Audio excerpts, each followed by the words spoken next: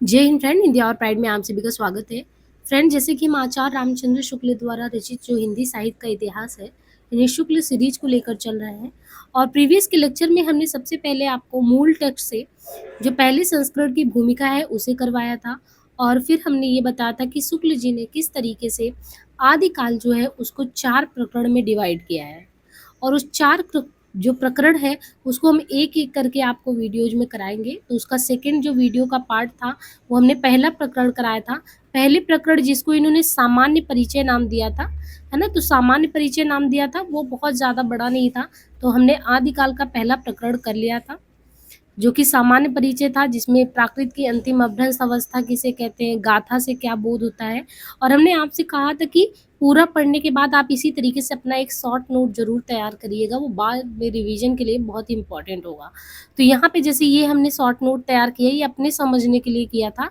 तो इस तरीके से आप अपना एक शॉर्ट नोट तैयार कर सकते हैं, तो बहुत ही आसानी से आपको कुछ चीज़ें होंगी जो लास्ट टाइम रिवीजन के लिए बहुत ही इंपॉर्टेंट होंगी। अब जैसे इसका जो सेकंड प्रकरण है, यानी आदिकाल को जो 4 भागों में बांटा है, तो आदिकाल का जो दूसरा प्रकरण है उन्होंने नाम दिया है प्रकरण। तो ये दूसरे प्रकरण का नाम है अपभ्रंश काव्य। यानी जितने भी आज तक आपने अपभ्रंश काव्य के तहत रचनाएं पढ़ी हैं, चाहे वो सिद्ध के हों, नाथ के हों, जैन को, तो वो सारे काव्य सिर्फ और सिर्फ आपको प्रकरण 2 के तहत मिलेगा, है ना? इसी तरीके से इन्होंने चारों प्रकरण में रचनाओं को ऐसे कैटेगराइज कर दिया कि आपको पहले सामान्य परिचय ले लेना आदिकाल का, फिर अपभ्रंश काव्य के तहत जो रचनाएं आनी है वो पढ़ लेना है, इसके बाद देश भाषा काव्य के तहत, इसके बाद फुटकल रचनाएं। इस तरीके से 4 पार्ट में करके आपको आदिकाल वो खत्म करते हैं। अब ये तो हमने आपको संक्षेप में ये नोट्स दिखाया कि इसमें कुछ इंपॉर्टेंट आपको फैक्ट मिलेंगे, वहाँ पे हम डिटेल में करेंगे। जैसे यहाँ पे बल्लवी के राजा धारसेन का नाम आएगा। तो बल्लवी के राजा धारसेन जो द्वितीय थे, वो पहले अपभ्रंश का उल्लेख करते हैं और अपने पिता गुहासेन जो इनके हैं, इनको संस्कृत, प्राकृत और अपभ्रंश तीनों का कवि कहा जाता है। तो ऐसे जब हम आपको डिटेल पढ़ाते हैं ना, तो ये हम नोट्स आपको इसलिए दिखा रहे हैं कि इसी तरीके से आपको अपना शॉर्ट नोट तैयार करना है, जो इंपॉर्टेंट पॉइंट है, जो बार बार पूछे जाते हैं।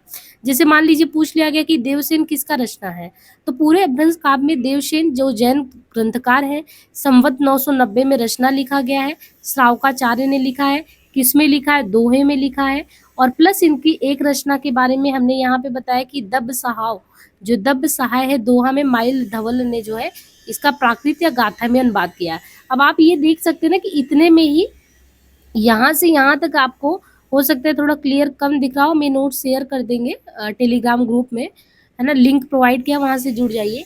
आप इसी तरीके से देखिए, यहाँ पे आपने संवत लिख लिया, देवसेन जैन ग्रंथकार, शावकाचार्य दोहे में है, और फिर माइल धवल ने कैसे अनुवाद किया है। तो जितनी भी इंपॉर्टेंट पॉइंट थी आपकी 2 पंक्ति में आ गया। आपको शॉर्ट नोट बिल्कुल ऐसे ही तैयार करना है। ऐसे ही जो जड़ 66 भाषियों सो मई कहियर सार, उनकी इंपॉर्टेंट पंक्ति थी। अब पुष्पदंत पे आएंगे तो आदि पुराण, उत्तर पुराण, जसहर चरियु, ये सभी चौपाई में लिखने वाला काम किसने किया? पुष्पदंत। संवत 1029 इनका समय, है ना? तो इस तरीके से हमने बस आपको ये दिखाया कि ऐसे ही नोट्स जो है आप तैयार कर सकते हैं कि जलंधर गुरु किसके थे? मत्स्येंद्र, फिर गुरु गोरखनाथ।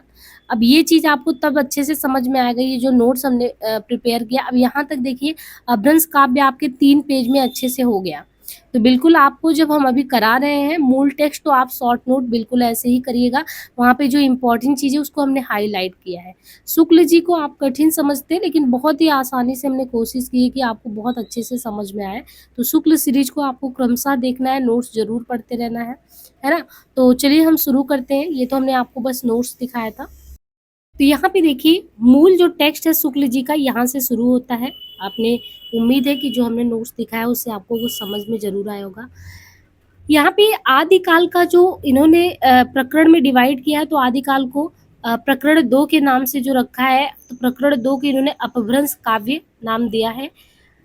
कहते हैं कि जब से प्राकृत बोलचाल की भाषा ना रह गई, क्योंकि पहले आपने देखा होगा कि जनभाषा के तौर पे पाली, प्राकृत ये सब था, लेकिन हिंदी की यात्रा कैसे रही, तो वही कह रहे हैं कि जब से प्राकृत जो है बोलचाल की भाषा ना रहेगी, तभी से अपभ्रंश साहित्य का आविर्भाव समझना चाहिए। यानी सही बात है, एक चीज बंद हुआ तभी तो आप नई चीज का आविर्भाव शुरुआत समझ सकते हैं। तो वही चीज कह रहे हैं कि जब तक प्राकृत की बोलचाल भाषा ना रहेगी, तभी से आप मानिए कि अब अपभ्रंश शुरू हो गया। कहते हैं कि पहले जैसे गाथा या गाहा कहने से लगता था कोई गाथा कहा या गाहा, तो तो ये लगता है कि प्राकृत में बोला गया है। वैसे आज के समय में अगर ये कहा जाए दोहा या दूहा, तो आप मान के चलिए कि ये चीज़ अपभ्रंश या लोक प्रचलित काव्य भाषा का बोध है। यानी पहले गाथा गाहा मतलब कहते हैं, तो गाथा कहने का मतलब वो प्राकृत में है, और आज हम जब दोहा कहते हैं तो इसका मतलब आज के समय में समझिए कि अपभ्रंश या लोक प्रचलित है। ये हम आज कहने का मतलब आदिकाल के समय के परिप्रेक्ष्य में बात कर रहे हैं। इस पुरानी प्रचलित काव्य भाषा में नीति, श्रृंगार, वीर आदि की कविताएं तो चली ही आती थी। जैन और बौद्ध धर्माचार्य अपने मतों की रक्षा और प्रचार के लिए भी इसमें उपदेश आदि की रचना करते थे। जब भी आपको आदिकाल की विशेषता पूछी जाती है, उसमें अपभ्रंश काव्य की विशेषता, तो इसमें इन्होंने बताया है कि देखिए इस समय जो है नीति, श्रृंगार और वीर, यानी वीरता परक जो चारण कवि होते थे गायन करते थे, श्रृंगारिक रचनाएं रची जाती थी, पर इनसे इतर जाके नीति की भी रचनाएं रची जाती थी। तो ये नीति है, श्रृंगार है, वीर है, इनकी कविताएं तो चली ही आती थी, प्रकरण 2 में बता रहे अपभ्रंश काव्य में। और जो जैन और बौद्ध धर्म था, उसने उनके जो मत मतांतर विचार थे उनकी रक्षा और प्रचार के लिए इसमें उपदेश आदि की रचना करते थे। प्राकृत से बिगड़कर जो रूप बोलचाल की भाषा ने ग्रहण किया, वह भी आगे चलकर कुछ पुराना पड़ गया और काव्य रचना के लिए रूढ़ हो गया। अपभ्रंश नाम उसी समय से चला आ रहा है। जब तक भाषा बोलचाल में थी, तब तक वह भाषा देश भाषा कहलाती रही। जब वह साहित्य की भाषा हो गई, तब उसके लिए अपभ्रंश शब्द का व्यवहार होने लगा। यानी जब वह साहित्य की भाषा हो गई, तब वह उसके लिए अपभ्रंश शब्द का व्यवहार होने लगा। तो अपभ्रंश शब्द का व्यवहार कब होने लगा? जब वो साहित्य की भाषा हो गई तब। और वैसे तब तक वो भाषा देश भाषा कहलाती थी। तो ये चीज इन्होंने बताया कि अब गाथा या गाहा से आपको क्या समझना है, साथ ही साथ कौन सी नीति, श्रृंगार, वीर रचनाएं रची जाती थी। जैन और बौद्ध धर्म ने अपने प्रचार के रूप में इसको इस्तेमाल किया, और जब ये साहित्य की भाषा हो गई, तब हम इसको अपभ्रंश का शब्द के व्यवहार के रूप में अपभ्रंश काव्य में देखे जाने लगे। अब यहाँ पे भरत मुनि के बारे में बताया कि विक्रम के 3री शताब्दी ने अपभ्रंश नाम ना देकर लोक भाषा को देश भाषा ही कहा है। तो भरत मुनि ने अपभ्रंश नाम नहीं दिया है, अपभ्रंश नाम ना देकर उन्होंने लोक भाषा जो बोली जाती थी लोगों के द्वारा, उसको देश भाषा ही कहा है। वरुरुचि की एक रचना है प्राकृत प्रकाश, एग्जाम में पूछा जाता है किसका है, तो प्राकृत प्रकाश रचना किसकी है? वरुरुचि की। वरुरुचि की प्राकृत प्रकाश में भी अपभ्रंश का उल्लेख नहीं है। यानी भरत मुनि ने नहीं कहा, वरुरुचि ने नहीं कहा, इन लोगों ने अपभ्रंश का उल्लेख नहीं किया है। तो अपभ्रंश नाम आता कहाँ है पहले? तो पहले अगर आप देखेंगे तो पहले जो बल्भी के राजा थे, यहाँ पे दिया है, बल्भी के राजा धारसेन द्वितीय थे। बल्भी राजा धारसेन द्वितीय की इनके शिलालेख में मिलता है पहल अपभ्रंश का नाम, जिसमें उन्होंने क्या किया, अपने पिता यानी राजा धारसेन द्वितीय जो है, अपने शिलालेख में उनके पिता का नाम होता है गुहसेन। विक्रमी संवत 650 की बात है, उसको उन्होंने पहले इन्होंने ही जो है अपभ्रंश शब्द का नाम का उल्लेख किया। और ये भी कहते हैं कि संस्कृत, प्राकृत और अपभ्रंश तीनों के कवि हैं। कौन? इनके पिता गुहसेन जो है वो संस्कृत के, प्राकृत के और अपभ्रंश तीनों के कवि हैं। और इस तरीके से जब तीनों के कवि हैं, और भामा के बारे में बता रहे हैं कि भामा विक्रम की 7वीं सदी ने भी तीनों भाषाओं का उल्लेख किया है। इसका मतलब ये समझ में आया कि भरत मुनि जो विक्रम सदी के 3रे में थे, उन्होंने भी अपभ्रंश का उल्लेख नहीं किया। वरुरुचि ने प्रकृत प्रकाश लिखा, उन्होंने भी नहीं किया। पहल करने वाले थे बल्लवी के राजा धारसेन द्वितीय, अपने शिलालेख में अपने पिता को बताया कि हमारे पिता ने, जो कि संस्कृत, प्राकृत और अपभ्रंश तीनों के कवि हैं, उन्होंने लिखा। और फिर भामा का आप देखते हैं तो विक्रम की 7वीं सदी के बारे में कहते हैं कि भामा ने भी 3 भाषाओं का उल्लेख किया, संस्कृत, प्राकृत और अपभ्रंश का। क्या बाण ने हर्षचरित में किया? तो बाण भट्ट ने हर्षचरित में संस्कृत कवियों के साथ भाषा कवियों का भी उल्लेख किया। इस प्रकार अपभ्रंश या प्राकृताभास हिंदी में रचना होने का पता हमें कब लगता है? विक्रम की 7वीं सदी में, क्योंकि राजा गुहसेन जो थे 650 में है ना, तो 650 मतलब क्या हुआ? 7वीं सदी। तो पहले ये लगा कि अपभ्रंश या प्राकृताभास हिंदी में रचना होने का पता हमें विक्रम की 7वीं सदी में मिलता है। उस काल की रचना के नमूने हमें कहाँ मिलते हैं? तो बौद्ध धर्म की जो वज्रयान शाखा है, बौद्ध की वज्रयान शाखा की जो सिद्धों की कृतियां, उनके बीच में हमें रचना के नमूने देखने को मिलते हैं। अब ये बात हुआ कि 7वीं सदी के बाद हम 10वीं के आसपास आए तो 990 में कहते हैं कि देवसेन नामक एक जैन ग्रंथकार हुए हैं, उन्होंने एक रचना लिखी थी शावकाचार। तो ये 10वीं सदी के आसपास की बात है। तो देवसेन जैन ग्रंथकार शावकाचार नाम की एक पुस्तक लिखते हैं, और किस में लिखते हैं ये भी पूछा जाता है, तो ये लिखते हैं दोहे में, दोहों में बनाई गई, जिसकी भाषा क्या है, अपभ्रंश का अधिक प्रचलित रूप देखने को मिलता है। जैसे आप ये एग्जाम्पल कई बार पूछा जाता है कि किसका है, जो जुड़ सासड़ भाषियु सो मई कहियो सार, जो पलाय सही भाव करी सो सरी पावई पारो। तो यहाँ पे आपको ये अपभ्रंश का अधिक प्रचलित रूप आपको 10वीं में आके जाके मिलता है, 10वीं सदी के आसपास, संवत वही है, और देवसेन नामक जैन क्रांतिकार के शावकाचार में मिलता है। और इन्हीं देवसेन ने जो है दब सहाय पवाश नामक एक और ग्रंथ दोहों में बनाया। तो देवसेन का दब सहाय पवाश करके देव सहाव पवाश, जिसका मतलब क्या होता है, दब मीन्स द्रव्य होता है, सहाव मीन्स स्वभाव होता है, पयास मीन प्रकाश होता है।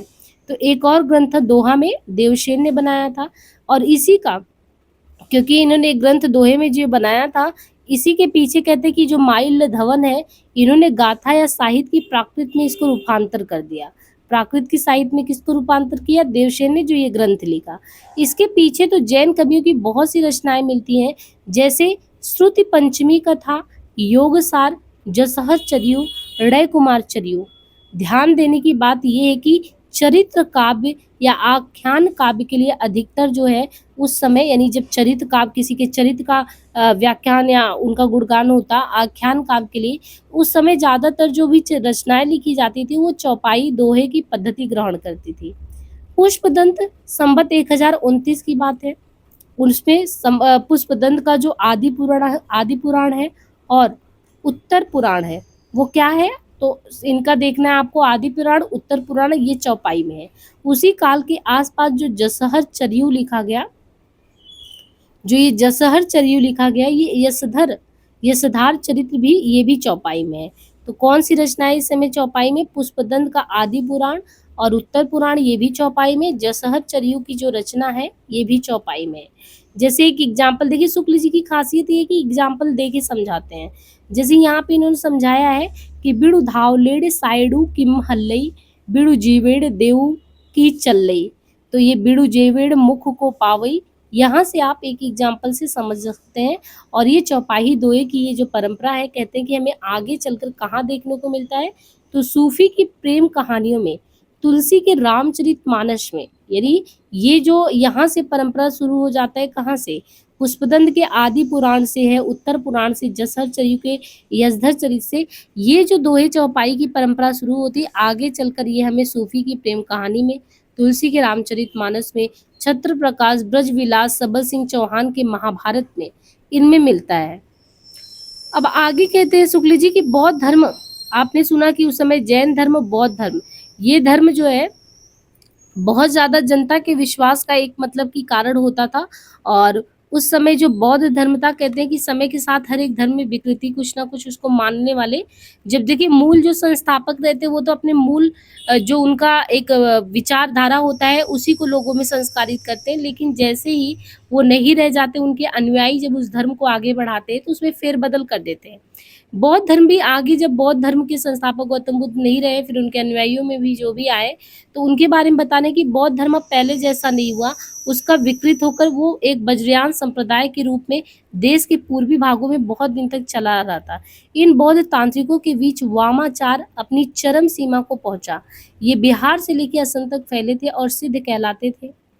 तो हम लोग जो सिद्ध धर्म, सिद्ध किसको कहते हैं, सिद्ध किसको की, बौद्ध धर्म के अनुयायी सिद्ध, जिन्होंने हिंदी में सिद्ध साहित्य लिखे। लेकिन ये बौद्ध धर्म को जो आधार बनाए थे, तो बौद्ध धर्म कभी भी ऐसा नहीं था कि बौद्ध धर्म बहुत ज्यादा, आप कह सकते कि मतलब एक संयम के साथ आपको जीने वाला धर्म था, ऐसा कुछ बताता था। लेकिन कह रहे थे कि समय के साथ उसमें विकृतियां आ गई और वो अपने मूल रूप में नहीं रह गया। तो यहाँ पे आपको एक चीज ये ध्यान रखना है कि जो बौद्ध धर्म है वो जो है बहुत दिनों तक पूर्वी भागों में, है ना, देश के पूर्वी भागों में चला। और जो बौद्ध तांत्रिक तंत्र मंत्र जिनकी बात करते थे, वामाचार, है ना, ये सारी चीज़ें जब चरम सीमा पे पहुँच गई, यानी आप कह सकते हैं अपने मूल रूप से बिल्कुल ही आप कट गई। तो ये बिहार से लेकर कहाँ तक, असम तक फैली, ये सिद्ध कहलाते थे और 84 सिद्धों का नाम इन्हीं से जुड़ा है, जिनका परंपरागत स्मरण जनता को अब तक भी है। इन तांत्रिक योगियों को लोग अलौकिक शक्ति संपन्न समझते थे। ये अपनी सिद्धि और विभूतियों के लिए भी प्रसिद्ध थे। अब देखिए यहाँ से आपको विशेषता मिल रहा है कि जो सिद्ध साहित्य की विशेषताओं में कौन है कि जो सिद्ध 84 सिद्धों थे, इनको लोग उस समय अलौकिक शक्ति संपन्न समझते थे और समझते थे कि ये सही रास्ता दिखाने वाले हैं। राजशेखर की एक रचना है कर्पूर मंजरी, उसमें कर्पूर मंजरी में ये कहते हैं कि भैरवानंद के नाम से एक ऐसे ही सिद्ध योगी का समावेश किया गया है। इस प्रकार जनता पर इन सिद्ध योगियों का प्रभाव कब तक चलता रहा? विक्रम की 10वीं शताब्दी से ही पाया जाता है, जो मुसलमानों के आने पर पठानों के समय तक कुछ न कुछ बना ही रहा। बिहार के नालंदा और विक्रमशिला नामक प्रसिद्ध विद्यापीठ इनके अड्डे होते थे, यानी इनके अड्डे सिद्ध साहित्य में जो लेखक थे इनके बारे में बता रहे हैं कि इनके जो अड्डे होते थे सिद्ध योगियों के, वो बिहार का जो नालंदा था और विक्रमशिला, ये विद्यापीठ इनके अड्डे होते थे। बख्तियार खिलजी ने इन दोनों ही स्थानों को जब उजाड़ तब से ये तितर बितर हो गए, यानी आपने देखा था बहुत से मतलब कि इन्होंने जो बाहरी सत्ता ने आक्रमण किया था, तो उसमें बख्तियार खिलजी ने, क्योंकि नालंदा और तक्षशिला विद्या अध्ययन के केंद्र होते थे, तो ये उनके नज़र में ऐसे थे, तो इन्होंने पूरी तरीके से उसको मतलब कि सर्वनाश कर दिया था। तब ये जो यहाँ के सिद्ध योगी वगैरह थे वो लोग बहुत से भोट आदि अन्य देशों को चले गए। 84 सिद्धों का नाम यहाँ पे दिया है और कभी-कभी जो है आपको ये नाम पूछ भी लिए जाते हैं। इनमें जैसे आपको ज़्यादा जगहों पे तो पा देखने को मिलेगा, है ना? लेकिन कुछ ऐसे नाम हैं जिनमें वो चीज़ें नहीं है। जैसे 84 उसमें देखेंगे तो जैसे लीलापा, बीरूपा, डोम्बीपा, सबरीपा, सरहपा, कंकालीपा, मीनपा, गोरक्षपा, चौरंगी, बीड़पा, शांतिपा, तंतिपा। अब देखिए जैसे चमारीपा, खड़गपा, यहाँ पे एक देखिए नागार्जुन, तो नागार्जुन आपको बिल्कुल अलग लगा, इसमें कोई पा नहीं है। सिद्ध योगी में नागार्जुन को ध्यान रखिए। कंडपा, कर्डपा, थगनपा, नारोपा, सीलपा, तिलपा, अंजनपा, छत्रपा, भद्रपा, दिंगपा, अजोगपा, कालपा, धोम्बिपा, कंकड़पा, कमरिपा, धूंगपा, बेदेपा, दंदोपा, कुकुरिपा, कुचिपा, धर्मपा, महिपा, अंजितपा, भलपा, नालिनपा, भुसुकपा, इंद्रपुति। अब देखिए यहाँ पे इंद्रभूति, जैसे कुछ नाम ऐसे हैं ना कि जिनसे आप अगर आ गया तो पहचानने में दिक्कत हो सकती है, तो इंद्रभूति। बाकी फिर मेकोपा, कुठुलिपा, कमरिपा, जलंधरपा, राहुलपा, गर्भपा, धुकोरपा, मेदिनपा, पंकजपा, जोगीपा, चेलुकापा, गुंडरपा, है ना? जयानंद। अब यहाँ पे एक नाम दिया है जयानंद, तो जयानंद भी अलग हो जाता है इसमें। तो इंद्रभूति है, नागार्जुन है, जयानंद है। इसके अलावा ऐसे ही फिर भिगनपा, भालीपा, चमरीपा, मणिभद्रपा। योगिनी कौन है? मणिभद्रपा योगिनी। यहाँ पे आपको ये देखना है कि कितने लोग इसमें योगिनी है। मणिभद्रपा योगिनी, कनकलापा योगिनी और साथ ही साथ यहाँ पे और दिया लक्ष्मीकरा योगिनी। तो 3 जगहों पे आपको 3 योगिनी इसमें देखने को मिल रही हैं। मणिभद्रपा को ध्यान रखना है, कनकलापा को ध्यान रखना है और लक्ष्मीकरा योगिनी को ध्यान में रखना है। बाकी पा लगा हुआ है तो बहुत सारे आप नाम को इसी तरीके से पहचान सकते हैं। तो 6-7 इसमें जो थे अलग और बाकी सबका नाम नहीं, ये ध्यान रखना है। यहाँ पे अच्छा पीछे जो पा शब्द लगता होता है इसका क्या मतलब होता था? पा का अर्थ बता रहे हैं पाद से। इस सूची के नाम पूर्वापर कालानुक्रम से नहीं है, इनमें से कई समसामयिक थे। तो आदर सूचक वाद था, ये जो पा लगता था। अब वज्रयान शाखा में जो योगी सिद्ध के नाम से प्रसिद्ध हुए, वह अपने मत का संस्कार जनता पर भी डालना चाहते थे। यानी जब ये वज्रयान शाखा में जो योगी सिद्ध अपने आप को कहलाने लगे, तो जो सिद्ध कहलाने लगे तो जनता में अपना प्रभाव तो स्थापित करना चाहते थे। तो इससे वो क्या करते थे, जो संस्कृत की रचनाएं हैं उनके अलावा अपनी बानी, इनकी खुद की बानी क्या होती थी? अपभ्रंश मिश्रित, यानी उसमें जो देश भाषा जो जनता समझ सकती थी उसी में मिक्स कर देते थे अपभ्रंश को। तो अपभ्रंश मिश्रित देश भाषा या काव्य भाषा में ये बराबर चीजों को सुनाते ताकि लोग समझ पाए। और उनकी रचनाओं का एक संग्रह पहले पहल कहाँ मिलता है? तो ये पंडित हरप्रसाद शास्त्री हैं, इन्होंने बांग्ला अक्षर में बौद्ध गान ओ दोहा लिखा है। हरप्रसाद शास्त्री ने कब बांग्ला अक्षर में लिखा बौद्ध गान ओ दोहा? और इसके पीछे बता रहे हैं कि त्रिपिटकाचार्य राहुल सांकृत्यायन जी, क्योंकि उस समय बहुत सिद्ध साहित्य वाले, जब ये नालंदा और तक्षशिला पे हमला किया गया था तो लोग भोट देश चले गए थे, तो अब उनकी रचनाएँ कैसे मिले? तो ये त्रिपिटकाचार्य राहुल सांकृत्यायन के बारे में आपने सुना होगा कि बहुत ही यायावर प्रकृति के थे, घुमक्कड़ जो थे। तो इनके बारे में कि राहुल सांकृत्यायन को इतना ये था कि उन पे सिद्ध और बौद्ध धर्म पे बहुत ज़्यादा खोजबीन करना था, इसलिए वो भोट देश में जा जाकर सिद्धों की ओर से बहुत सी रचनाएँ वहाँ से लेके आते हैं। और सिद्धों में जो सबसे पुराने सराह यानी सरोज वज्र भी नाम है, जिनका काल डॉक्टर विनय तोष भट्टाचार्य ने कब बताया 690 के आसपास निश्चित किया कि जो सरोव्रज है वो सराह है, उनका 690 समय है। कुछ नमूने इनकी रचना के यहाँ पे दिए हैं कि अंतः साधना पे जोर और पंडितों को फटकार कैसे करते थे ये लोग। अच्छा, इनकी बातें ये अच्छी लगती थी कि उस समय जो समाज में रूढ़ियाँ प्रचलित है तो ये लोग उसका विरोध करते थे। तो ऐसे इन्होंने ये कई बार एग्जामों में पूछा गया किसकी पंक्तियां हैं। तो यहाँ पे अंतः साधना पर जोर और पंडितों को फटकारते हैं कैसे कि पंडित सहज सत्य बखाड़ी देहि रुद बसंत न जाड़ई अमड़ा गमड़ तलेन बिंगंडे विखंडई तोई लड़जई भड़ई और पंडे है। तो पंडित सहज सत्य बखाड़ी, ये आपको ध्यान रखना कि पंडितों को फटकारते थे। और ये यहाँ पे इम्पोर्टेंट ये भी पंक्ति है, कई बार एग्जाम में पूछा गया है। अभ्रंश में अगर देखें सिद्ध में तो ये जो पंक्ति है कि जही मन पवन न संचरी रवि शशि नहीं पवेश तही बढ़ चित्त विश्राम करू सरे कहू उवेश। तो जो पंक्तियां इंपॉर्टेंट पूछी जाती हैं उनमें ये है जही मन पवन न संचरही। अब फिर यहाँ पे एक पंक्ति और भी दिया है जिसे आप पहचान सकते हैं कि ये अभ्रंश काव्य की पंक्तियां हैं, जिसमें कहते हैं घोर अंधारे चंदमणि जिम उज्जव करई परम महासुख एक उकड़े दुरई अशेष होई।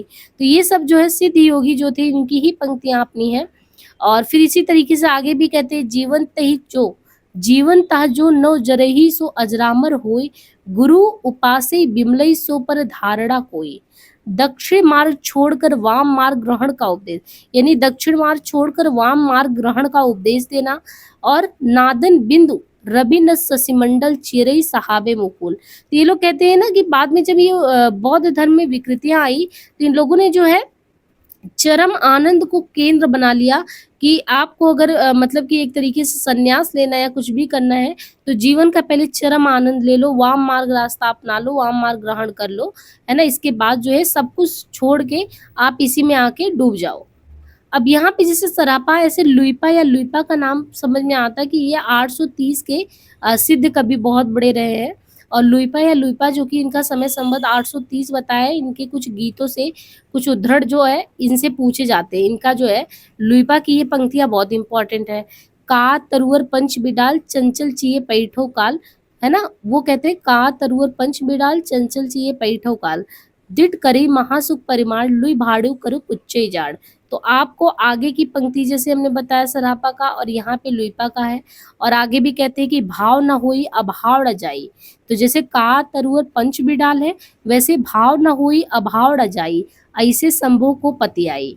और फिर इसके बाद लुइपा के बाद अगर हम देखें, देखिए पहले सरपा हुए, फिर लुइपा 830 बता रहे हैं और विक्रम के 9वें के लगभग बता रहे हैं, ये विरूपा का नाम आता है। और जो विरूपा है उनकी जो है विरूपा की विरूढ़ी प्रेरित अंतर्मुख साधना की पद्धति देखिए तो ये विरूपा की पंक्तियां हैं। सहजे थिर करी वारूढ़ी साधा, है ना।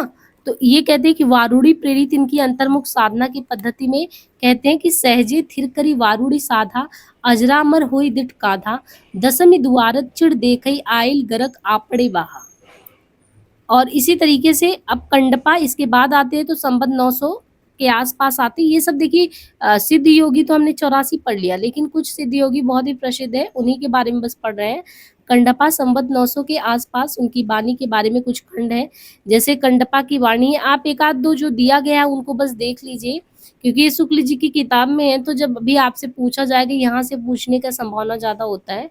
अब जैसे कंडपा का है कि एकड़ कीजिए मंत्र तड़न दृढ़ धड़ी लई केली करन। बस इतना ही आप ध्यान रखिए कि एकड़ कीजिए कुछ करके कंडपा का था, है ना। और इसके बाद ये जो है ये पूछा गया है जिमी लोड बिलज जई पाड़ई तिमी घरड़ी लही चित्त समरस जई तखड़े जड़ पुड़ुते समनित्ता। अब ये जो है पूछा गया है जिमी लेड बिलज जड़ी वाला और एकड़ ये हो गया।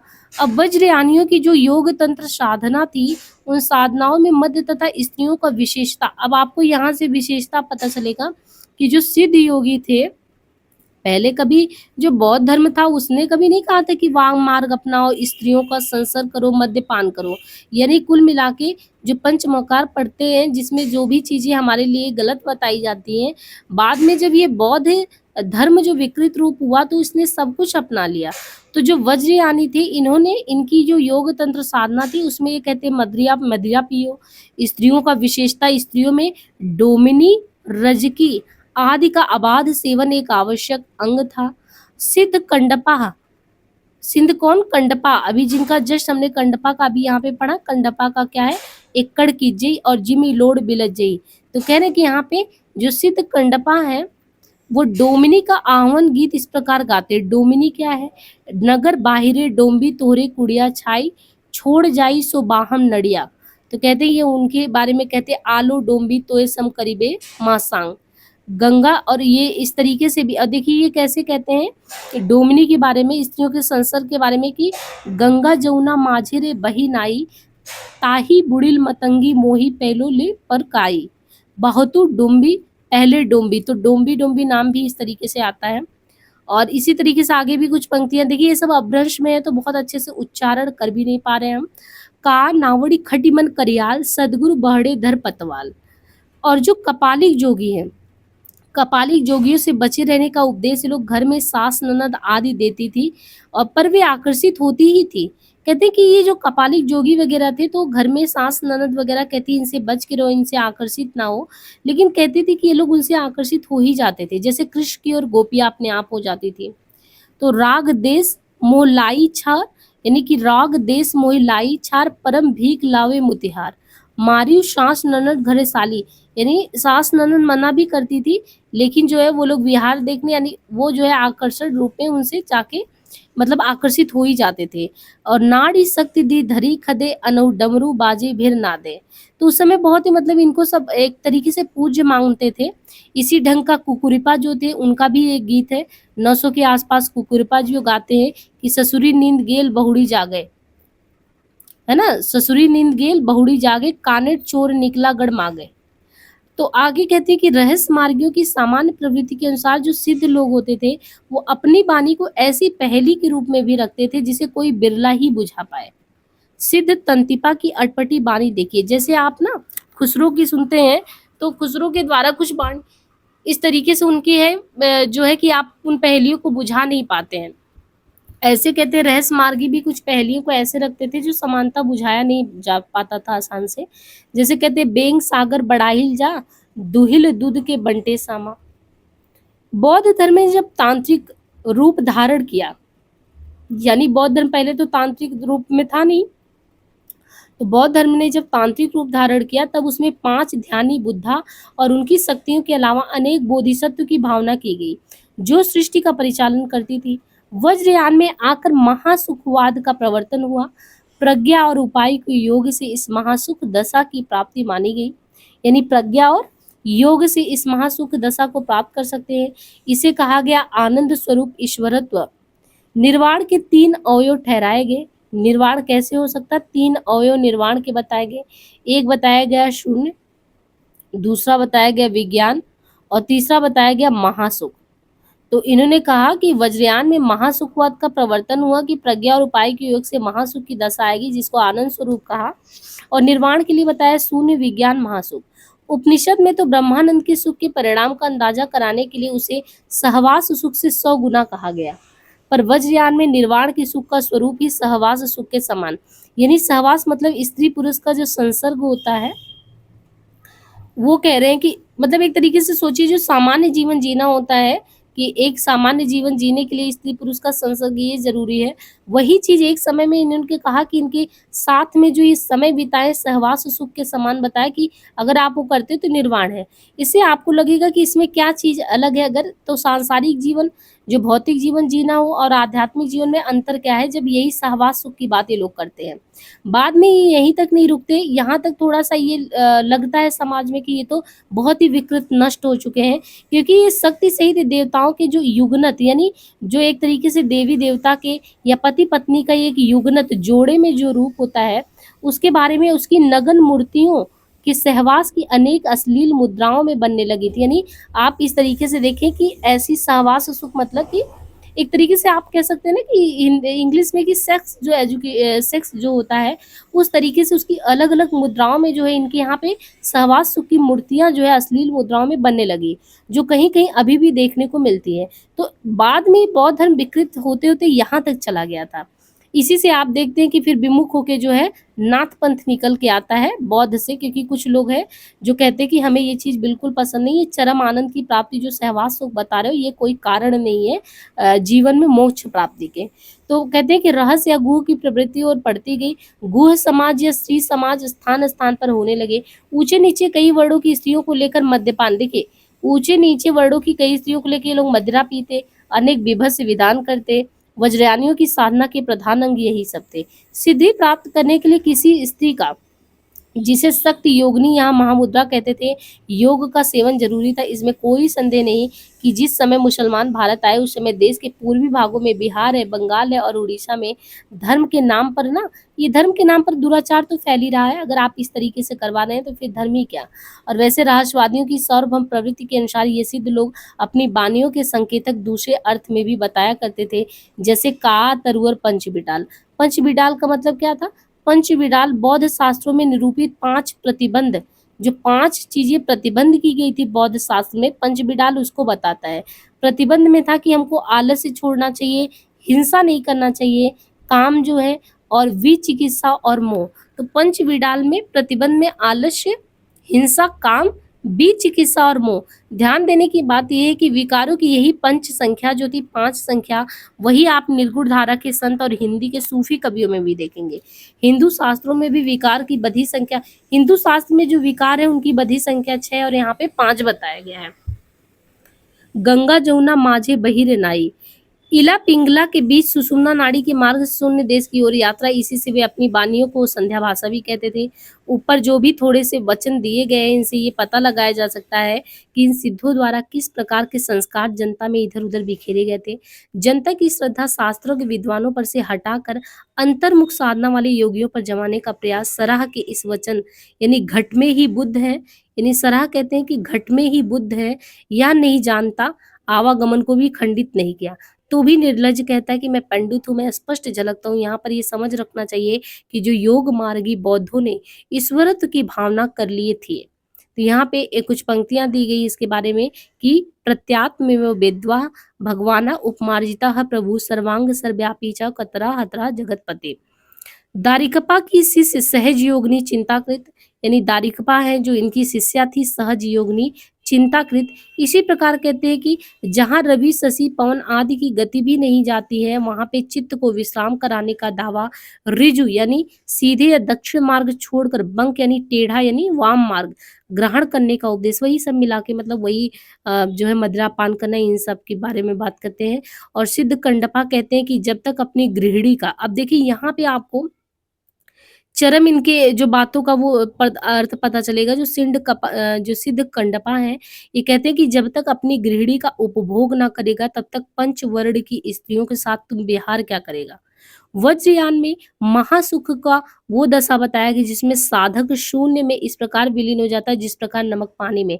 इस दशा का प्रतीक खड़ा करने के लिए इन लोगों ने एक चित्र प्रतीकात्मक रूप में स्त्री पुरुष का आलिंगनबद्ध जोड़ा दिखाया है कि ये चीज है, अगर ये तुम करते हो तो पूरी तरीके से तुम मोक्ष प्राप्त करते हो। और कंडपा का ये वचन है कि जिमि लोड बिलज जड़ही पाड़ी यही तिमि घरड़ी, यानी नमक पानी में जैसे मिल जाता है, जैसे स्त्री पुरुष का आलिंगन मत जोड़ा होता, बिल्कुल अगर वो करोगे तो चरम सुख की प्राप्ति वहां से होगी।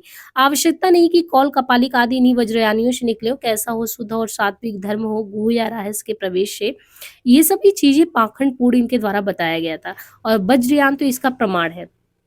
आगे कहते हैं कि गोरखनाथ के, अब देखिए यहाँ से क्या हुआ, अब गोरखनाथ का नाथ पंथ कैसे आया, ये तो जितना भी हमने बताया ये योग, ये जो है आपको सिद्ध साहित्य के बारे में बताया। लेकिन अभ्रंश काव्य में ही आप नाथ साहित्य भी पढ़ते हैं तो नाथ साहित्य बेसिकली कहाँ से निकला है, सिद्ध से ही रुष्ट होके निकले हैं। तो गोरखनाथ का जो नाथ पंथ है उसका मूल भी बौद्धों का यही वज्रयान शाखा है। इसी में से लोग निकलते हैं। जो 84 सिद्धों का नाम हमने गिनाया था उसी में गोरखनाथ गोरक्षपा भी गिने जाते थे। थे, पर ये स्पष्ट है कि उन्होंने अपना मार्ग अलग कर लिया। योगियों की सिंधु शाखा ने वज्रयानियों के जो अश्लील और विभत्स विधान थे, उनसे ये अपने आप को अलग रखे और इन्होंने कहा हम शिव शक्ति की आराधना करेंगे, है ना? और नाथपंथ के किसी-किसी ग्रंथ में ये चीज़ मिलता भी है। अब गोरख जो थे इन्होंने पतंजलि की शिक्षा का जो उच्च लक्ष्य था ईश्वर प्राप्ति को लेकर हठ योग का प्रवर्तन किया। वज्रयानी सिद्धों का लीला क्षेत्र भारत का पूर्वी स्थान, जैसे वज्रयानी जो सिद्ध साहित्य वाले तो भारत के पूर्वी भाग में थे, तो ये पश्चिमी भाग में थे, इसको ध्यान रखना है। गोरख ने अपना जो इलाका पश्चिमी चुना चुना और पश्चिमी भाग में राजपूताना और पंजाब में किया। पंजाब में कहते हैं कि जो नमक के पहाड़ों के बीच एक बालनाथ योगी का स्थान है और वो बहुत दिनों तक प्रसिद्ध रहा था। झांसी की पद्मावत में भी जो बालनाथ का टीला पड़ते हैं वो यहीं से लिया गया है। अब कह रहे हैं कि गोरखनाथ के समय का ठीक पता नहीं कब आए, लेकिन राहुल सांकृत्यायन जी जिन्होंने बहुत ज्यादा शोध वोध किया था भोट देश जाके भी, तो उन्होंने वज्रयानी सिद्धों की परंपरा के बीच उनका जो स्थान रखा उसके अनुसार उनका समय, मतलब कि आपको ये देखना है कि राहुल सांकृत्यायन ने गोरखनाथ का समय कब माना है, तो विक्रम की 10वीं शताब्दी, ये पूछा जाता है। विक्रम की 10वीं शताब्दी गोरखनाथ का समय सांकृत्यायन ने माना है और लोगों ने अलग-अलग भी माना है। उनका आधार था कि जो वज्रयानी सिद्धों की एक पुस्तक थी, एक वज्रयानी सिद्धों का एक पुस्तक था, उसका नाम था रत्नाकर जोपम कथा, जिनके अनुसार रत्नाकर जोपम कथा के अनुसार मीननाथ के पुत्र मसेंद्रनाथ कामरूप के मछुआरे थे। यानी मीननाथ के पुत्र थे मसेंद्र और मसेंद्र कामरूप के मछुआरे थे और चरपिटिपा के शिष्य होकर सिद्ध हुए थे चारपटिपा के। पर सिद्धों की अपनी सूची में सांकृत्यायन जी ने ही मसेंद्र को जलंधर का शिष्य बताया। तो जलंधर का नाम सुनते हैं, जलंधर जलंधर का शिष्य बताया गया कि ये मसेंद्र है, ये बताया गया जो परंपरा से प्रसिद्ध चला आ रहा है। तो गोरखनाथ के गुरु का नाम क्या हो गया, मसेंद्रनाथ, मच्छिंद्रनाथ, और मच्छिंद्र के गुरु का नाम हो गया यानी जलंधर। तो जलंधर के शिष्य मसेंद्र के हो गए गोरखनाथ और गोरखनाथ ने नाथ संप्रदाय को रखा। तो सांकृत्यायन जी ने मीननाथ या मीनपा को पालवंशी राजा देवपाल के समय में 900 के आसपास माना है। ये समय उन्होंने किस आधार पर स्थिर किया पता नहीं। यदि सिद्धों के उक्त पुस्तक में मीनपा के राजा देवपाल के समय में होने का उल्लेख होता तो वे उसकी ओर विशेष रूप से आकर्षित करते। 84 सिद्धों के नाम में हेरफेर होना बहुत स्वाभाविक है। हो सकता है गोरक्षपा और चरिंगबा के नाम पीछे से जुड़े हों और मीनपा से मसेंद्र का नाम जुड़ा हो। मतलब बहुत ज्यादा कुछ क्लियर नहीं है चीजें। ब्रह्मानंद ने दोनों को बिल्कुल अलग माना है और यह भी कहा कि संदेह देखकर और भी होता है कि सिद्धों की नामावली में और सब सिद्धों की जाति और देश का उल्लेख है, पर गोरक्ष और चौरंगी का तो कोई उल्लेख है ही नहीं। कुल मिला के गोरखनाथ का समय जो है सांकृत्यायन जी विक्रम की 10वीं शताब्दी कहते हैं कि कुल मिला के गोरखनाथ का समय निश्चित रूप से, मतलब वैसे तो मानते लेकिन निश्चित रूप से 10वीं शताब्दी मानते नहीं बनता। मतलब वो कहते हैं कि मानते नहीं बनता, फिर भी मानते हैं क्योंकि और चीजें प्रमाणिक कुछ है नहीं। अब महाराष्ट्र के संत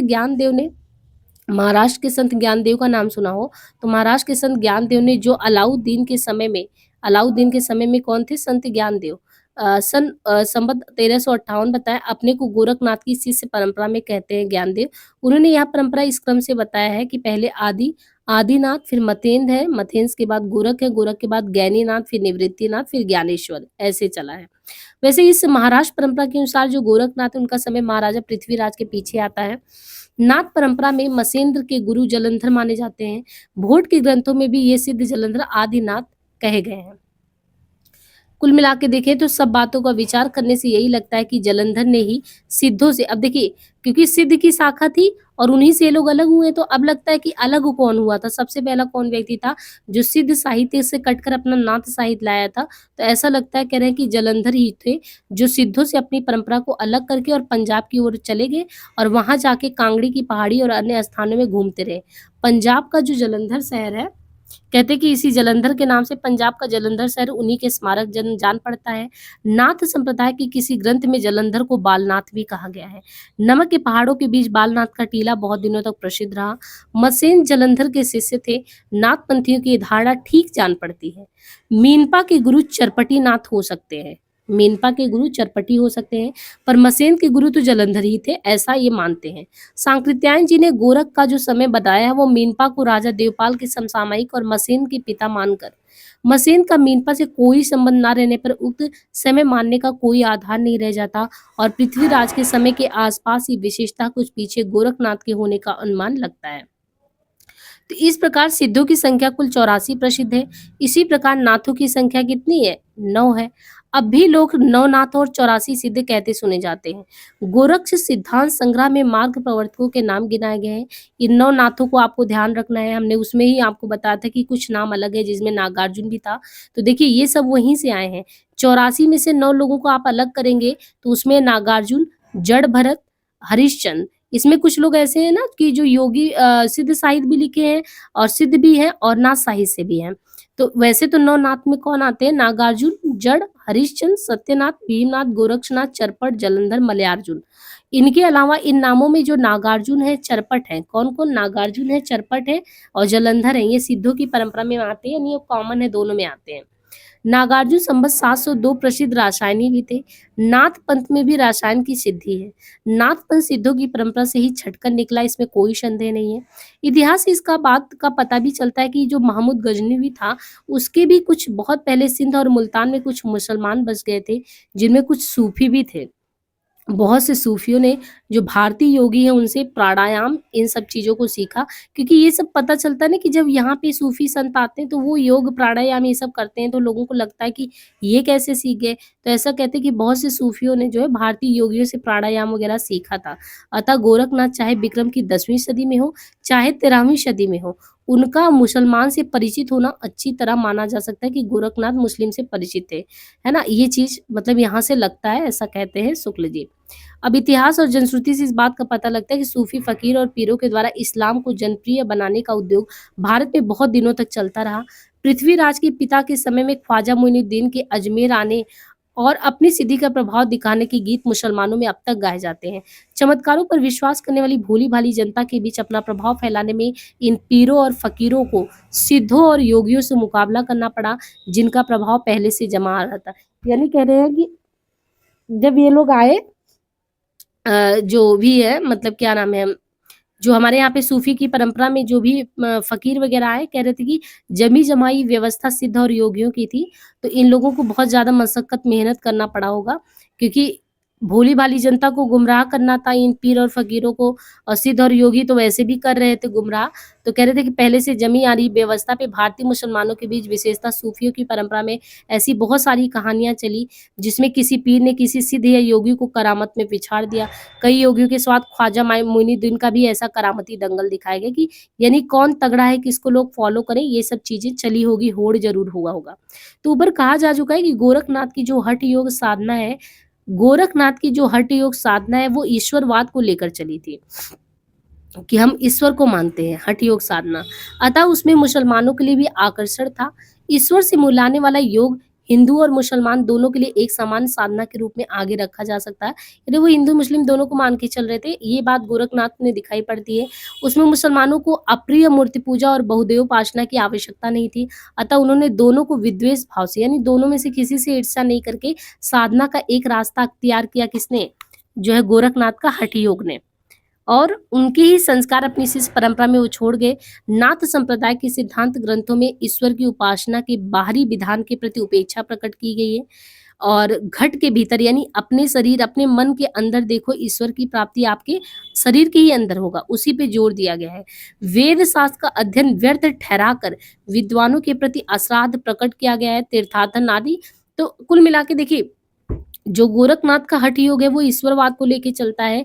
लोगों को कहता है कि घट के भीतर अपने शरीर के अंदर देखो, अपने मन के अंदर देखो। जरूरी नहीं है कि वेद शास्त्र वगैरह पढ़ो, तो विद्वानों के प्रति श्रद्धा नहीं अश्रद्धा प्रकट की है। और तीर्थाटन जो तीर्थ यात्रा वात्रा करते हैं उसको बेकार माना गया है। किसके द्वारा? नाथ साहित्य के द्वारा। योग शास्त्रम पठेनियम किमयम शास्त्र विस्तारे ना वेदो वेदा इहो वेदो निगत्यते परमात्मा विद्यते एन से वेदो वेदे उच्यते। तो यहाँ पे इन्होंने पूरा अपने बारे में बताया है। और अंतः साधना के वर्णन में हृदय दर्पण कहा गया, यानी अंतः साधना के वर्णन में हृदय दर्पण कहा गया, यानी अपने मन को देखो जिसमें आत्मा के स्वरूप का प्रतिबिंब पड़ता है।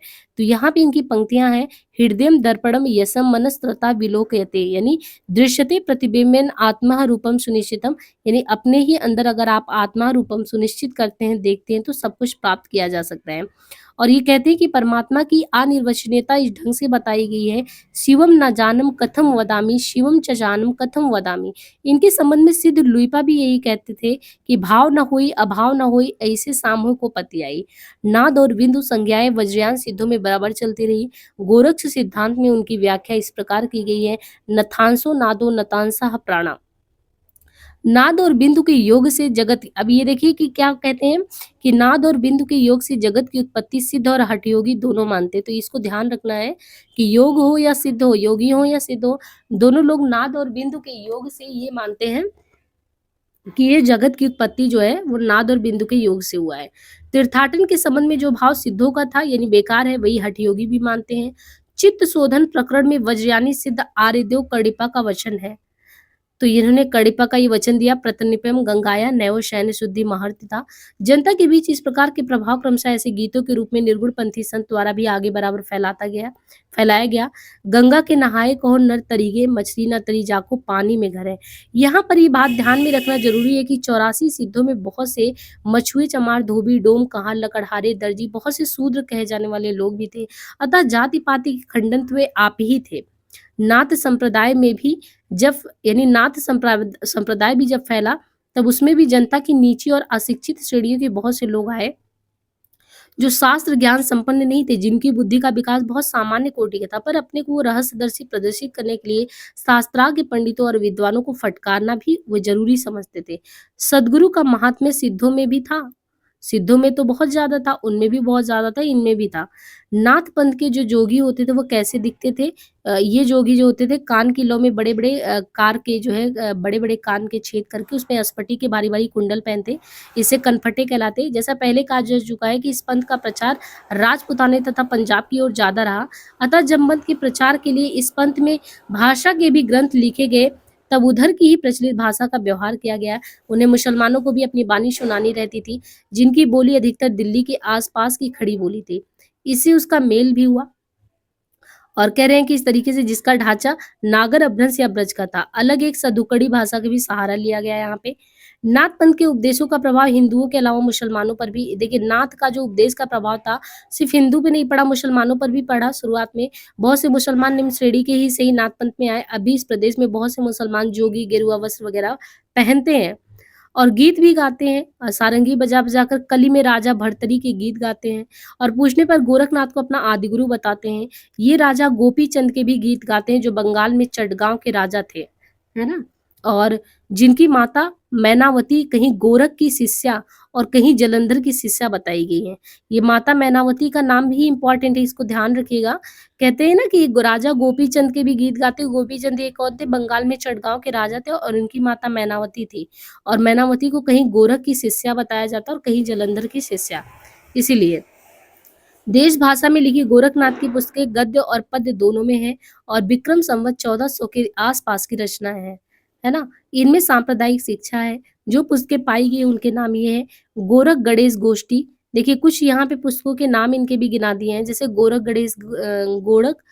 गणेश गोष्ठी, महादेव गोरख संवाद, गोरखनाथ जी का 17 कला, और इसी तरह दत्ता गोरख संवाद, योगेश्वरी साखी, नरवण बोध, ये नरवई बोध एग्जाम में पूछा गया है, योगेश्वरी साखी, विराट पुराण, नरवई बोध, ये सब है। गोरख सार, गोरखनाथ की बानी, ये सब ग्रंथ गोरख के नहीं उनके अनुयायी शिष्यों के रचे हैं। गोरख के समय में जो भाषा लिखने पढ़ने में व्यवहारता होती थी उसमें प्राकृत या आभ्रंश शब्दों का थोड़ा या मेल मिलता था। उपयुक्त पुस्तकों में जो नरवई बोध था, इनके नाम नरवई ना त्रपति, ये अभ्रंश का आभास मिलता है इसमें नरवई बोध में। इन पुस्तकों में अधिकतर संस्कृत ग्रंथों के अनुवाद है, ये बात उनकी भाषा के ढंग से ही प्रकट होता है। विराट पुराण संस्कृत के बैराट पुराण का अनुवाद है। गोरख पंथ के ये संस्कृत ग्रंथ पाए जाते हैं। सिद्ध जो है इनके सिद्धांत पद्धति विवेक मार्तंड, शक्ति संगम तंत्र, निरंजन पुराण, बैराट पुराण, ये सिद्ध के हो गए। और हिंदी भाषा में लिखी पुस्तकें अधिकतर इन्हीं के अनुवादों या सार के रूप में देखी जाती है। साखी या बानी में भी शायद कुछ रचना गोरखनाथ के पदों का देखने को मिलता है। स्वामी तुम्हें गुरु गोसाई, है ना, ये कुछ जो है।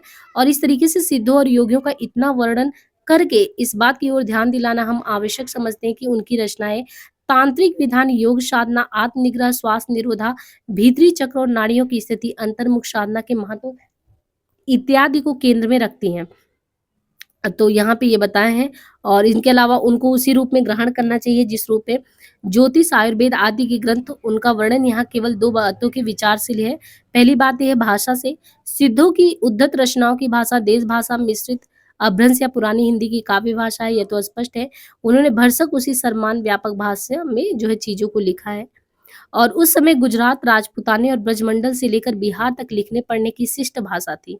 पर मगध में रहने के कारण सिद्धों की भाषा में कुछ पूर्वी प्रयोग भी जैसे भैले, बुड़ले ये सब देखने को मिलता है। पुरानी हिंदी की व्यापक काव्य भाषा का ढांचा सौर सेनी प्रसूत अपभ्रंश अर्थात ब्रज और खड़ी बोली पश्चिमी हिंदी का भी था। वही ढांचा हम उद्धृत रचनाओं के जो यहाँ पे देखने को मिलता है। तो यहाँ पे देखिए बहुत सारी चीजें जो है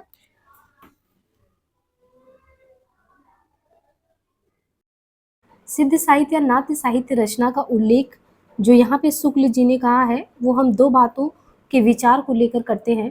कहते हैं कि पहली बात ये है कि अगर देखें जो सिद्धों के द्वारा उद्धत रचनाएं हैं उन उद्धत रचनाओं की भाषा देश भाषा मिश्रित अपभ्रंश या पुरानी हिंदी की काव्य भाषा है, ये तो स्पष्ट है।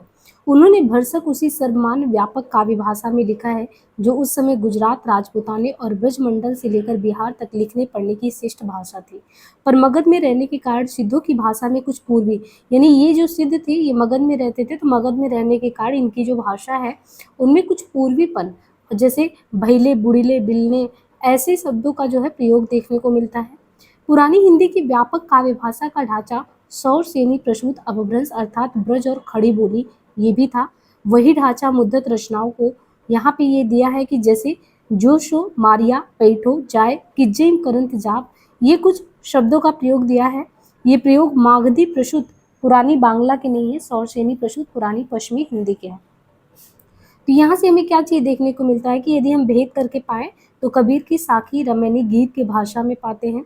साखी की भाषा तो यहाँ पे देखिए दिया है कि साखी की भाषा तो खड़ी बोली राजस्थानी मिश्रित सामान्य शतुकड़ी भाषा है, पर जो रमैनी की है रमैनी की पदों की भाषा में काव्य की ब्रज भाषा और कहीं कहीं पूर्वीपन है। यानी जो कबीर के द्वारा जो साखी है, साखी रमैनी गीत, उनमें आप देखेंगे तो उनकी भाषा में कह रहे हैं कि खड़ी बोली यानी खड़ी बोली में राजस्थानी जो है लैंग्वेज उसको मिश्रण किया गया है, तो ओवरऑल वो सदुकड़ी है। पर जब हम रमैनी की पद की बात करते हैं तो रमैनी की पदों की भाषा में काव्य की ब्रज भाषा और जो है कहीं कहीं पूर्वीपन ये दोनों मिक्स होके मिलता है। सिद्धों में सराह सबसे पुराने अर्थात लगभग जो है सराह को अगर माने तो ये 690 के आसपास आते हैं। अतः अगर कहें कि हिंदी काव्य भाषा के पुराने रूप का पता हमें कहाँ मिलता है, हिंदी जो काव्य की भाषा रही इसका पुराना रूप है उसका पता हमें कहाँ पे चलता है, तो यही विक्रम की 7वीं शताब्दी के अंतिम यानी 690। तो ये समय क्या हुआ, विक्रम की 7वीं शताब्दी का अंतिम चरण। दूसरी बात कहते हैं कि सांप्रदायिक प्रवृत्ति, दूसरी बात यह है सांप्रदायिक प्रवृत्ति और उनके संस्कार की परंपरा। वज्र यानी सिद्धों ने निम्न श्रेणी की प्राय, देखिए एक चीज तो है सिद्ध साहित्य और नाथ साहित्य, इनमें जो है कहते हैं कि उन्हें जगह मिला जो है एक तरीके से आप कह सकते हैं कि जिनको हमारे यहाँ पे निम्न जाति माना जाता है, जिनको हर एक जगह पे शरण नहीं मिलता। तो दूसरी बात ये कि जो सांप्रदायिक प्रवृत्ति और उनके संस्कार की परंपरा में कि जो वज्र यानी सिद्ध है उन्होंने निम्न श्रेणी की प्राय अशिक्षित जो जनता है उनके बीच किस प्रकार के भावों के लिए जगह निकाली ये दिखाया जा चुका है। उन्होंने बाहा पूजा, जातिपाजित तीर्थाटन इत्यादि के प्रति उपेक्षा बुद्धि का प्रचार किया, रहस्यदर्शी बनकर शास्त्रार्थ विद्वानों का तिरस्कार कर और मनमाने रूपकों के द्वारा अटपटी वाणी में पहेलियां बुझाने का रास्ता दिखाया। ये लोग किस रास्ते से बोले कि मोक्ष की प्राप्ति हो सकती है, घट के भीतर चक्र, नाड़ियां, शून्य देश आदि मानकर साधना करने की बात इन लोगों ने फैलाई। आगे कहते हैं कि इसी प्रकार देखिए तो वेदांत की ज्ञानवाद, सूफियों के प्रेमवाद तथा वैष्णव के अहिंसावादी, ये जिनके जो भी वाद हैं जैसे वेदांत का ज्ञानवाद है, सूफियों के प्रेमवाद है, वैष्णव के अहिंसावाद और प्रपत्तिवाद को मिलाकर सिद्धों और योगियों द्वारा बनाए हुए इस रास्ते पर चल पड़ा, ये आगे दिखाया जाएगा। कबीर आदि संतों को नाथ पंथियों से जिस प्रकार साखी और बानी शब्द मिले हैं उसी प्रकार साखी और बानी के लिए बहुत कुछ सामग्री और सदुकड़ी भाषा भी है। यही 2 बातें दिखाने के लिए इस इतिहास में सिद्धों और योगियों का विवरण दिया गया। तो यहाँ पे बता दिया गया इनके द्वारा शुक्ल जी के द्वारा कि हमने सिद्धों और योगियों का विवरण जानकारी आपको क्यों दिया। उसमें दिखाने का यही था कि उनकी रचनाओं का जो जीवन की स्वाभाविक हमारे मतलब एक तरीके से जो जीवन चलता है बेसिकली, उनमें जो स्वाभाविक गतियाँ होती हैं, अनुभूति है, दर्शा, इनसे कोई इनका संबंध नहीं। ये सब बहुत ही ऊपर-ऊपर की बातें करते हैं। जो भी मतलब अगर देखा जाए इन्होंने जो भी शिक्षा दिया है, तो उसके बारे में कहते हैं ये शिक्षा इनकी सांप्रदायिक शिक्षा मात्र है। अतः शुद्ध साहित्य की कोटि में अगर हम रखना चाहें कि शुद्ध साहित्य सिद्ध साहित्य, नाथ साहित्य, इन रचनाओं को हम अलग मानते हैं, क्योंकि ये इन रचनाओं के बारे में देखें तो हम काव्य साहित्य की कोई धारा नहीं कह सकते। अतः धर्म संबंधी रचनाओं की चर्चा छोड़ अब हम सामान्य साहित्य की जो कुछ सामग्री हमें मिलती है, उनका उल्लेख उनके संग्रहकर्ता रचयिताओं के क्रम में यहाँ किया गया है। आगे कहते हैं कि हेमचंद्र गुजरात के सोलंकी राजा सिद्धराज जयसिंह और उनके भतीजे कुमारपाल। हेमचंद्र ये गुजरात के सोलंकी राजा सिद्धराज जयसिंह और उनके भतीजे कुमारपाल के यहाँ इनका बड़ा मान था, है ना। हेमचंद का बता रहे हैं कि गुजरात के जो सोलंकी राजा सिद्धराज जयसिंह हैं और उनके भतीजे कुमारपाल के यहाँ पे इनका बड़ा मान था। ये अपने समय के सबसे प्रसिद्ध जैन आचार्य थे। ये क्वेश्चन पूछा जा सकता है आपसे कि अपने समय के सबसे प्रसिद्ध जैन आचार्य कौन थे, तो हेमचंद थे। इन्होंने एक बड़ा भारी व्याकरण ग्रंथ लिखा जिसका नाम था सिद्ध हेमचंद्र शब्दानुशासन। तो ये सिद्धराज के समय में बनाया था, जिसमें संस्कृत भी, प्राकृत, अभ्रंश तीनों का समावेश है। तो हेमचंद से क्वेश्चन बन सकता है कि ये किस समय किसके यहाँ पे थे, तो गुजरात के सोलंकी राजा सिद्धराज जयसिंह के यहाँ थे और उनके भतीजे कुमारपाल थे। कुमारपाल के यहाँ इनका बड़ा नाम भी है, तो हेमचंद ने कुमारपाल पे एक रचना भी लिखी है ना। और बाकी सिद्ध हेमचंद शब्दानुशासन ये सिद्धराज के समय में, जिसमें संस्कृत, प्राकृत, अभ्रंश तीनों का समावेश देखने को मिलता है। और कहते हैं कि अभ्रंश के उदाहरणों में इन्होंने पूरे दोहे या पद्य उद्धत किए हैं, जिनमें से अधिकांश इनके समय से पहले के हैं। अब ये जैसे बहुत ही इंपॉर्टेंट है कि भला हुआ जो मारिया बहड़ी मारू कल, लज्जेऊ तू वैस्यू जय भग्गा घरू एंतु। ये चीज़ है कि भला हुआ जो मारा गया बहना हमारा कंत, यदि वो भागा हुआ घर आता तो मैं अपनी समवयस्कों से लज्जित होकर उसे क्या बताती। और इसी तरीके से देखिए यहाँ से पंक्तियाँ बहुत ज़्यादा आती हैं। आप देखिए कोई भी हायर एजुकेशन हिंदी साहित्य से रिलेटेड एग्जाम हो, उनमें बीच से पंक्ति देता है, तो उसमें बहुत सारी पंक्तियाँ जो है आपको शुक्ल जी की ही किताब से मिलती है। तो बिल्कुल ध्यान दीजिए कि जो नहीं आया है ऐसा नहीं कि वो नहीं आएगा। अब जैसे ये है भला हुआ जो मारिया, वो तो लगभग सबके टिप पे रहता है, लेकिन जैसो न आवई दुई घर उकाई अहम ओ तुझू ए दूती, वो कहते हैं कि जैसो न आवई दुई, हे दूती यदि वह घर नहीं आता तो तेरा क्यों अधोमुख है, हे सखी जो तेरा वचन खंडित करता है। श्लेष से इसी का अर्थ निकलता है कि जो तेरे मुख पर चुंबन द्वारा छत करता है वह मेरा प्रिय नहीं है। तो वेड़ू जा खंडई, तो जैसे खंडई से आप पहचान सकते हैं, ऐसे ही यहाँ पे कहा गया कि जो दिन या अवधि द्वित अर्थात प्रिय ना प्रवास जाते हुए मुझे दिए थे, उन्हें नख से गिनते गिनते मेरी उंगलियां जर्जरित हो गई। जे महु देड़ा देड़ई पवन संतेड़ ताड़ गणतिया, तो यहाँ से उंगली से, है ना, जैसे यहाँ उंगली है, यहाँ खंडई है, इससे कुछ तो अंदाजा लगा सकते हैं कि इस तरीके से जो हमने अभ्रंश साहित्य के तहत देखा था। प्रिय संगम कहूँ निदड़ी, यानी प्रिय के संगम में नींद कहाँ और प्रिय के परोक्ष में भी क्यों कर आवे, दोनों प्रकार से विनाशिता, यानी यो नींद हो या नींद को त्यागो। अपनी व्याकरण, यानी जो हेमचंद के बारे में पढ़ रहे हैं क्योंकि वो जैन आचार्यों में सबसे बड़े माने गए हैं, और अपने व्याकरण के उदाहरणों के लिए हेमचंद ने भट्टी के समान एक द्वाश्रय काव्य की भी रचना की। तो ये भी ध्यान रखिए कि हेमचंद ने भट्टी के समान एक द्वाश्रय काव्य की भी रचना की, जिसके तहत कुमारपाल, वो हमने कहा ना कि कुमारपाल क्या इनका बहुत ज़्यादा मान था, तो यही चीज़ है कि हेमचंद ने भट्टी के समान एक द्वाश्रय काव्य की भी रचना की, जिसके तहत कुमारपाल चरित नामक एक प्राकृत, तो ये कुमारपाल चरित किसमें लिखा गया है, प्राकृत में लिखा गया है। सोमप्रभ सूरी भी इसके बाद आते हैं। अभ्रंश काव्य में सोमप्रभ सूरी को क्यों हम जानते हैं, क्योंकि ये एक जैन पंडित थे और इन्होंने, सोमप्रभ सूरी ने 1241 में कुमारपाल प्रतिलोध लिखा। अब यहाँ पे देखिए गलती कहाँ पे होता है, हेमचंद ने कुमारपाल चरित लिखा, यही आपको ध्यान देना है कि चरित किसने लिखा, प्रतिबोध किसने लिखा। तो सोमप्रभ सूरी जो थे कुमारपाल प्रतिबोध लिखे थे और कुमारपाल चरित लिखने वाले थे हेमचंद। ये क्वेश्चन हम भी पहले गलत कर चुके हैं, बहुत ही कन्फ्यूजन रहता है, इसलिए आप ध्यान से देखिए कि हेमचंद ने कुमारपाल चरित लिखा था, कुमारपाल प्रतिरोध सोमप्रभु सूरी ने लिखा था, और ये सन 1241 में इन्होंने लिखा था।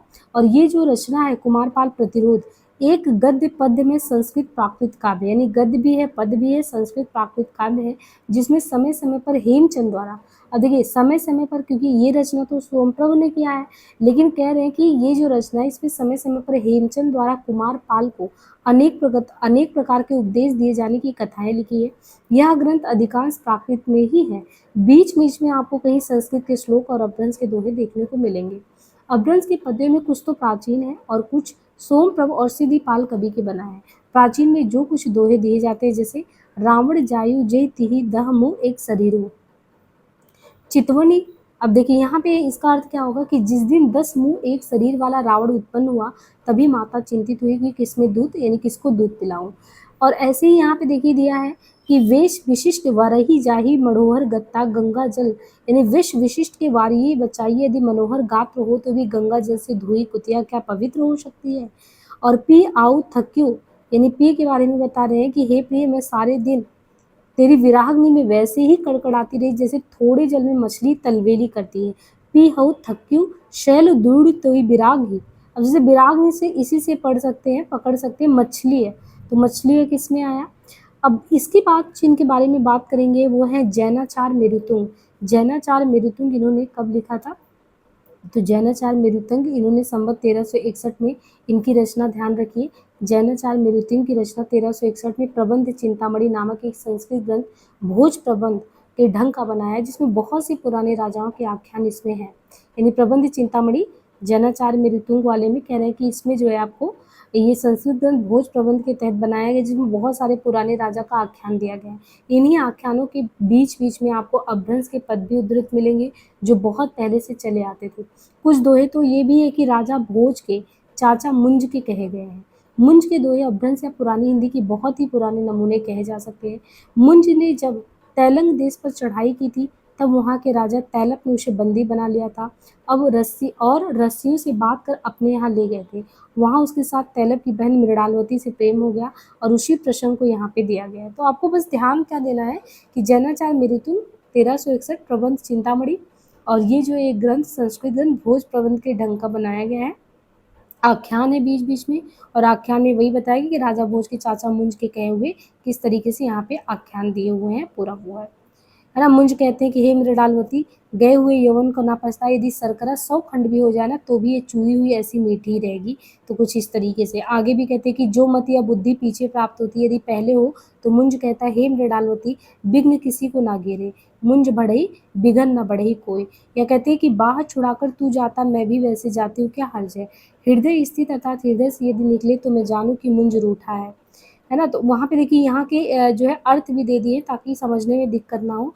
यह जन्म व्यर्थ गया, ना सुबुटों के सिर पर खड़ग टूटा, ना तेज घोड़े सजाए, ना गोरी या सुंदरी के गले लगा, एव जम्मुम न गहिग्यू भरसरी खग्गू ना भग्गू। तो यहाँ पे और फुटकल रचनाओं के अलावा वीर गाथाओं की परंपरा के प्रमाण भी अपभ्रंश मिली भाषा में देखने को मिलते हैं।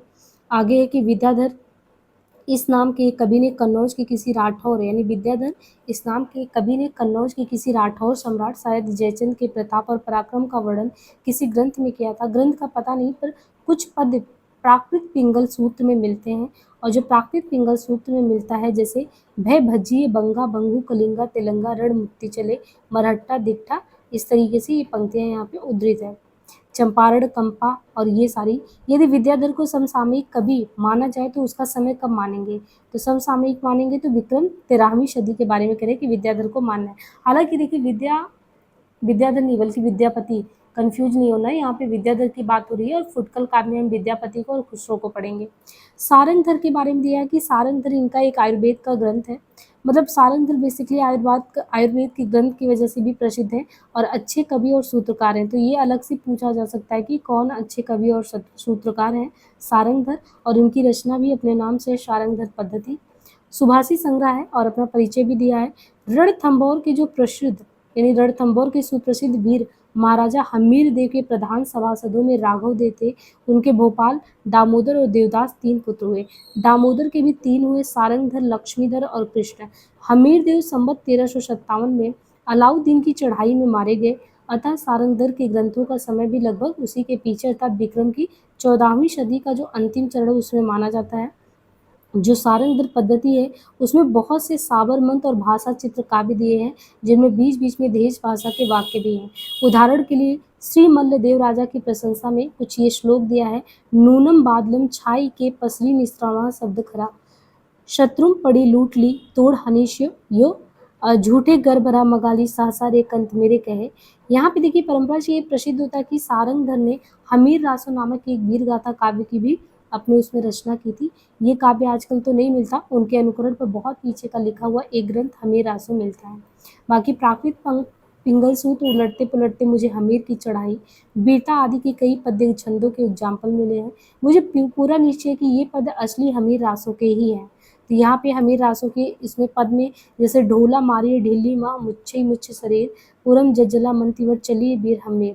तो यहाँ पे इन पदों के बारे में कहते हैं, चली वीर हमीर पाभर दिगमड़ अंधार धूल, यानी जब वो चलते हैं तो कैसे जो है ढोल उड़ता है, यानी दिल्ली में ढोल बजाया गया, म्लेच्छों के शरीर मूर्छित हुए, आगे मंत्रिवर जज्जल को करके वीर हमीर चल पड़े, और जब चले तो चरणों के भार से उनके पृथ्वी कांपती है, दिशाओं के मार्ग और आकाश में अंधेरा हो जाता है, धूल सूर्य के रथ को आच्छादित कर देता है, ओल में खुरासानी आ जाता है।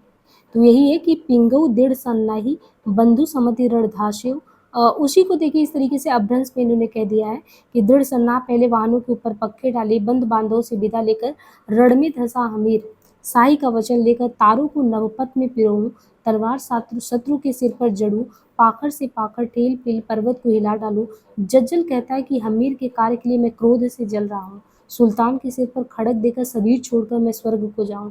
तो वही चीज इन्होंने यहाँ पे अपभ्रंश में कह दिया कि पा भर दरमल उधारड़ी तरड़ी रात धुल्ली छपी, उसी के अर्थ को भी यहाँ पे व्याख्यायित कर दिया गया है।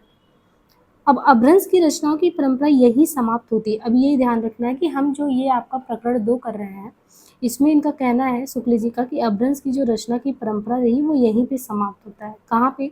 यदि 50-60 वर्ष पूर्व पीछे जाए तो विद्यापति संवत 1460 में वर्तमान में बीच बीच में देश भाषा के भी कुछ पद्य रखकर अपभ्रंश में 2 छोटी छोटी पुस्तकें लिखी हैं, पर उस समय तक अपभ्रंश का स्थान देश भाषा ले चुकी थी। प्रसिद्ध भाषा तत्वविद सर जॉर्ज ग्रियर्सन जब विद्यापति के पदों का संग्रह कर रहे थे तो उस समय उन्हें ये पता लगा, यानी जब जॉर्ज ग्रियर्सन कह रहे थे कि विद्यापति के पदों का संग्रह कर रहे थे तो उस समय ये उन्हें पता लगा कि जो कीर्तिलता है कीर्ति पताका नाम की प्रशस्ति संबंधी 2 पुस्तकें भी हैं, पर उस समय इनमें से किसी का पता उन्हें नहीं चला। थोड़े दिन हुए कि महामहोपाध्याय पंडित हरप्रसाद शास्त्री नेपाल जाते हैं और नेपाल वहीं के राजकीय पुस्तकालय में उन्हें कीर्तिलता की एक प्रति मिलती है जिसकी नकल उन्होंने की। इस पुस्तक में तिरहुत के राजा कीर्ति सिंह की वीरता, उदारता, गुणग्राहकता आदि का वर्णन, बीच बीच में कुछ देश भाषा के काव्य भी दिए हैं। इस अपभ्रंश की विशेषता यह है कि यह पूर्वी अपभ्रंश है। इसमें क्रियाओं आदि के बहुत से रूप पूर्वी देखने को मिलते हैं। रज लद अश्लान बुद्धि पास पड़े विश्वास मारल मारंत रहे रणलो। तो दूसरी विशेषता भी बताते हैं कि विद्यापति के अपभ्रंश की यह है कि प्रायः देश भाषा कुछ अधिक लिए हुए हैं और उसमें तत्सम संस्कृत शब्दों का वैसा बहिष्कार नहीं है। तात्पर्य यह है कि वह प्राकृत की रूढ़ियों से उतनी ज़्यादा बधी नहीं है। उसमें जैसे इस प्रकार का टकसाली अपभ्रंश है, यहाँ पे उस अपभ्रंश का दिए है कि पुरुष अत्पेड़ो नहीं पुरुषो जन मत्तो न। अपभ्रंश की कविताओं के जो नए पुराने नमूने अब तक दिए जा चुके हैं उनमें इस बात का ठीक अनुमान हो गया है कि काव्य भाषा प्राकृत की रूढ़ियों से कितनी बधी हुई चलती रही। बोलचाल तक तत्सम संस्कृत शब्दों का पूरा बहिष्कार उसमें पाया जाता है। उपकार, नगर, विद्या, वचन ऐसे प्रचलित शब्द भी यहाँ पे दिए गए हैं। तो यहाँ पे देखिए अब कुछ खास नहीं है और ये खत्म हो गया आपका जो प्रकरण 2 है वो यहीं पे समाप्त होता है। आगे जो हम करने वाले हैं वो है प्रकरण 3।